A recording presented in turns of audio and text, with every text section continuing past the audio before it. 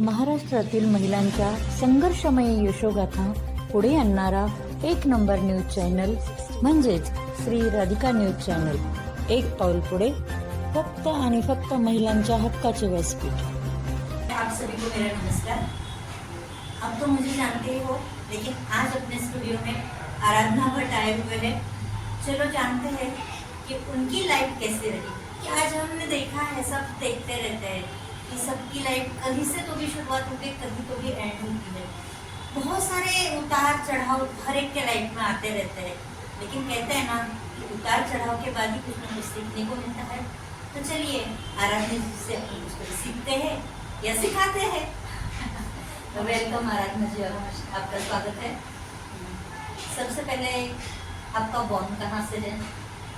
मेरा born MP Ratlam जिले का है, मध्य प्रदेश में. सो इसीलिए मैं हिंदी में बात कर रही हूँ. नहीं तो कोई बात नहीं. आजकल तो जनरल अपन हिंदी तो अपनी भाषा है ही, इसके लिए मराठी हिंदी, जैसे महाराष्ट्र में कॉमन मराठी में जैसे बात करते हैं तो अपन लोग वहाँ से है तो अपन हिंदी में बात कर सकते हैं. और सबको हिंदी समझ में आती ही है, जनरल है. तो आपका बॉर्न रतलाम से है, तो आपकी जो बचपन की लाइफ है वो कैसे गई? जैसे आप कितने भाई बहन हैं? एक्चुअली मैं अपने भाई बहनों में सब में बड़ी हूँ. अच्छा. और मैं नानी के पास में रही हूँ. तो अच्छा. तो मुझे जितनी भी मम्मी की यादें रहती हैं बच्चे की, तो मुझे मेरी नानी और मेरी मौसी उनके साथ में रही. मेरी मौसी मेरे लिए टिफिन बनाती थी, सुबह उठ के स्कूल भेजती थी, मेरे कपड़ों का ख्याल करती थी. मेरा एजुकेशन, इवन मैंने लिखना पढ़ना सब उसी से सीखा. और हाँ, मतलब मेरी मौसी माँ. Yes yes. अगर मैं मेरी माँ बोलूँ तो मेरी मौसी है. तो 8th तक में मैं उनके पास में रही. देन फिर 9th के बाद में मैं अपने पेरेंट्स के पास में आई. हाँ, तो फिर वो लोग भी आ गए थे क्योंकि वो लोग गाँव में रहते थे पहले पढ़ाई के लिए भी. और भाई बहन भी छोटे छोटे, पहले तो क्या जल्दी एक के बाद एक जल्दी जल्दी भी हो जाते थे. सो मेरा केयर नहीं हो पा रहा था. और मम्मी और पापा जॉइंट फैमिली में थे, काका बुआ. मेरी दादी भी बहुत जल्दी एक्सपायर हो गई थी, तो मम्मी को भी सबका ख्याल करना पड़ता था. तो ऐसे में मेरी नानी मुझे अपने पास में लेके आई और मुझे बहुत प्यार करती थी और बहुत केयर करती थी. मुझे नानी माँ, नानी बोलते हैं ना कि वो बहुत लाड करती है. और जो बड़ी रहती है बेटी, अगर बेटी की बेटी बड़ी रही या बेटा बड़ा रहा तो वो पूरा प्यार उसी पे जताती है. ऐसा ही रहता है. जैसे मेरी भी मेरे नानी की, मामा की बहुत यादें मुझे जुड़ी हुई है. मैं जैसे आपकी मौसी थी, वैसे मेरे मामा मामी और मेरी नानी मेरे से बहुत लगाव था. मैं उन्हीं के पास में 4th स्टैंडर्ड तक पढ़ी हूँ. अच्छा, इसके लिए मुझे उनसे बहुत लगाव है. तो मेरा भी वैसा ही लगाव है मौसी से, नानी से. एजुकेशन आपने कहाँ तक किया? मेरा एजुकेशन मैंने बीएससी किया, जूलॉजी, बॉटनी और केमिस्ट्री से ग्रेजुएशन किया. देन फिर मुझे क्योंकि हम लोग एक छोटे शहर में थे तो वहाँ एमएससी के लिए कॉलेज नहीं था और डेली अप डाउन करना रहता था, जिसमें 2 घंटा जाना और 2 घंटा आना, तो 4 घंटा वो जाता था. और फिर घर, क्योंकि मैं घर में बड़ी भी थी और मेरी मम्मी भी HM रही है, वो भी टीचर थी, वो भी जॉब करती थी, तो घर की जवाबदारियाँ भी मुझ पे थी. और तो इसलिए फिर मुझे वो 4 घंटा आना जाना और उसमें एमएससी करना वो पॉसिबल नहीं था. तो मैंने एमएससी नहीं किया और हिंदी में मैंने फिर एमए किया. तो हिंदी में मुझे इंटरेस्ट था शुरू से. कभी तुलसीदास जी, सूरदास जी अक्सर. और हमारे घर में रामायण पढ़ी जाती है शुरू से. मैंने बचपन से, जब मैं 3rd में पढ़ती थी तब से मैंने अपनी मौसियों को रामायण पढ़ते हुए सुना. तो उसके बाद में मेरे मम्मी को सुना. अब तो मैं भी बहुत अच्छा रामायण पढ़ती हूँ. सो वही सब तुलसीदास जी, सूरदास जी को पढ़ते पढ़ते मुझे इंटरेस्ट था. तो मैंने हिंदी में एमए किया. अच्छा, तो फिर शादी के बाद अब शादी कहाँ हुई? मेरी शादी कहाँ हुई? मेरी शादी कोटा राजस्थान में हुई. हस्बैंड IIT JEE के लिए फिजिक्स पढ़ाते हैं. सो नासिक में. बट वो पहले कोटा में जॉब करते थे. अच्छा, फिर अभी नासिक में. अभी हम. हाँ, तो आपके बच्चे वगैरह? मेरी 2 गुड़िया हैं, बड़ी है एंजल एंड छोटी शुचि. ओके, तो वो क्या करते हैं? मेरी बड़ी लड़की अभी मीडिया में ग्रेजुएशन कर रही है वो वाह। मुंबई में, और छोटी एक्ट में अभी 9th में जाती है। जैसे न्यू जनरेशन के हिसाब से वो पढ़ रही है बड़ी वाली, क्योंकि जनरेशन ऐसा है कि मीडिया है, तो मीडिया से ही सब जुड़ रहे हैं, सब एक साथ आ रहे हैं। बहुत से बिछड़े हुए भी, जैसे फ्रेंड सर्कल में भी वो भी एक साथ, तो मीडिया की वजह से ही एक साथ हो रहे हैं। तो वेरी नाइस कि उसने वो मीडिया चूज किया है। तो अभी आप क्या करती हो? जैसे आपकी भी एक बेटियाँ बाहर पढ़ रही है, उनके मिस्टर दिन भर क्लासेस में बिजी रहते हैं, आपकी बेटी 9th में है तो वो भी स्कूल में चली, तो आप क्या करते हो? अभी हाल फिलहाल मेरी शॉप है श्रीधा फैशन करके, और आफ्टर बीएससी मैंने डिजाइनिंग में भी डिप्लोमा किया था। तो मुझे कपड़े बनाने का और अच्छे कपड़े पहनने का शौक रहा है शुरू से। अच्छा सो मैं बहुत कपड़े बनाती थी और टीचिंग भी करती थी बिफोर मैरिज, और साथ में कपड़े भी बनाती थी अच्छे से।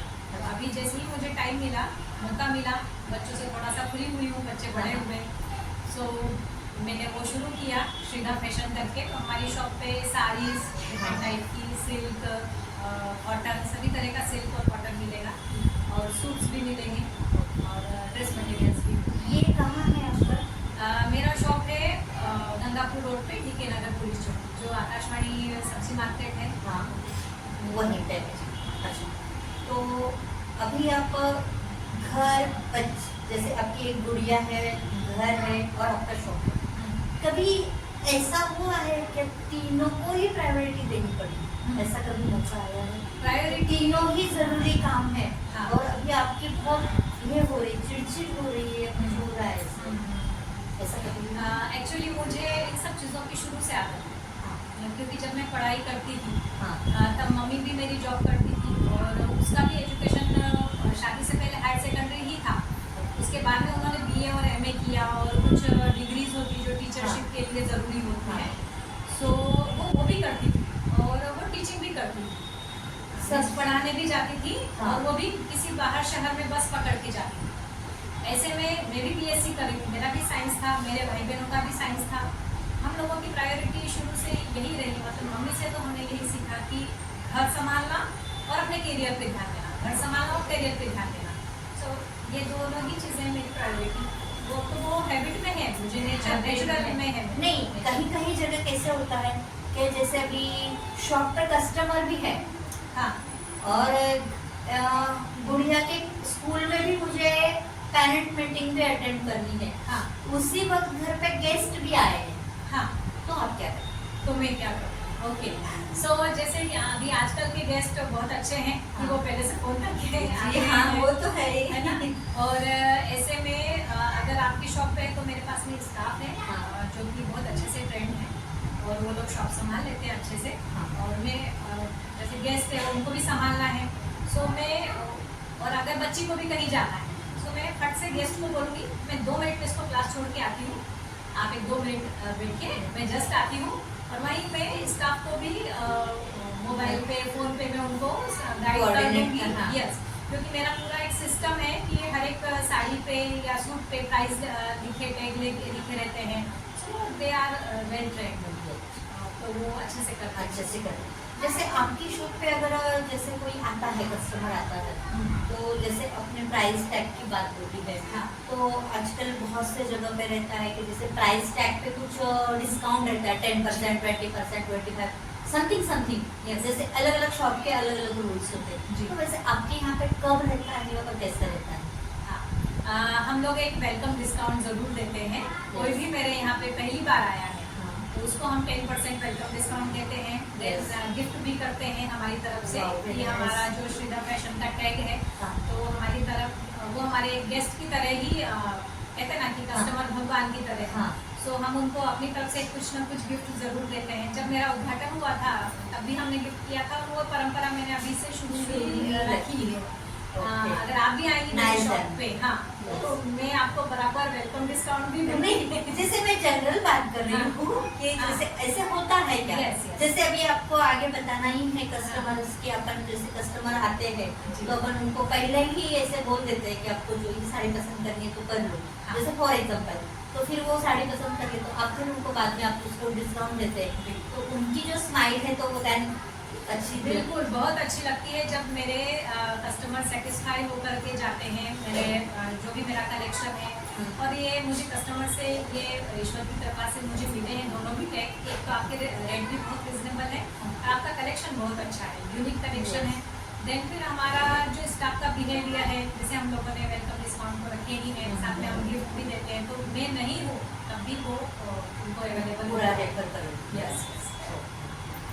तो मैं तो आराधना जी की शॉप पे जाने ही वाली हूँ, तो मेरे ख्याल से आप भी जाना चाहिए, क्योंकि मई महीना और जून महीना शादियों का सीजन है। तो बोलते हैं ना कि साड़ियाँ कपड़ में कितनी ही रही, तो अपन बोलते हैं अरे मेरे को शादी में जाना है, साड़ी ही नहीं है। तो चलो अपन नई साड़ी खरीदने के लिए आराधना जी के शॉप पे जरूर जाएंगे। उन्होंने एड्रेस तो बता दिया है, अभी वो अपने को पूरा डिटेल्स में एक बार फिर से एड्रेस और फोन नंबर बता देंगे, ताकि अपने को जाने के लिए इजी हो जाएगा। तो आराधना जी प्लीज बता सकते हैं।